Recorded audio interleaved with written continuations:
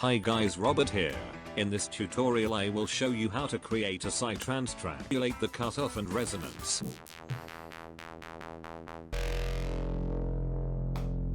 That over 50% of Americans hate their job. Rule number one, kick and bass is holy. Don't play below 100 Hertz. For example, if I solo this and we look into the span,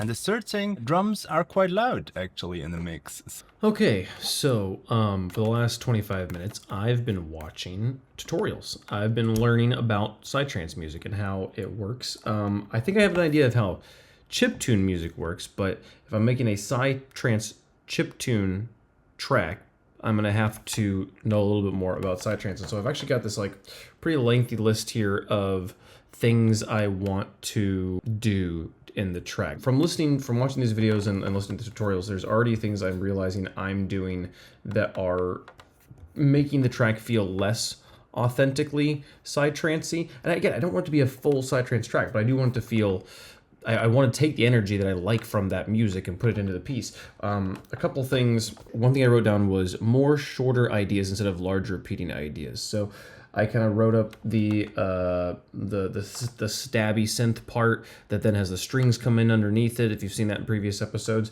And it's like an 8-bar pattern that just repeats, and then I loop, and then I stack new things underneath it. Psytrance is a lot more of like, have like a, I don't know, instead of having the strings be like jun jun jun jun jun jun jun jun jun jun jun jun jun jun jun kind of thing, just have the strings just be like a jun jun jun, and then like let it, some echoes like kind of thing, like, I don't know.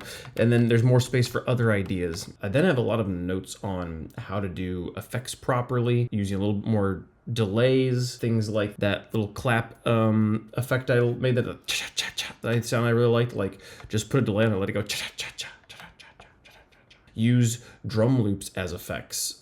Use delayed drums and echoey drums as effects more often. There was a cool video I watched where a guy took his snare and hi-hat, which is another thing I need to actually add at some point in. Right now it's just kick and bass. I should put some other percussion on the track as well, especially post-drop. But anyways, they took the snare and hi-hat from their drop and then put it before the drop, but with a very, very wet reverb on top of it. I was like, oh, that's a cool idea, cool way to do things. One note I thought was really interesting in this one tutorial I saw was the guy said to take basically everything 100 Hertz and below out of every sound except for the kick and the bass. So the kick and the bass really have a lot of space. And he actually played his track without kick and bass. You can see that literally everything was mixed out 100 Hertz and below. Obviously not a hard rule, but it is a great idea. It felt comforting to see a fully blown track where they had pulled the bass out of literally everything, which is something I love the rich full sound.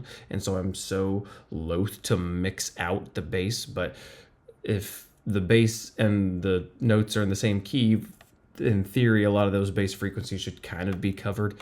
I don't know, maybe I'm wrong about that, but it was comforting to see a professional producer do that harshly. So I'm gonna try that as well. That same producer pointed out that you should bounce things like your bass. You shouldn't have your bass be MIDI notes that are being generated, because there will always be a little bit of variation.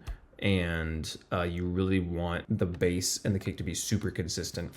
That's a thing that I think I don't need to worry about right now, particularly that's like a nice little final decoration to like really tighten everything up at the end once we got a full track done. But yeah, I'm excited to tomorrow work on this a little bit more. I was feeling kind of sick today, so I just watched tutorials instead of doing actual music. But tomorrow we'll get back to actually working on the track. I've got a nice list of things to actually accomplish, so excited to get into it. Thank you all for watching.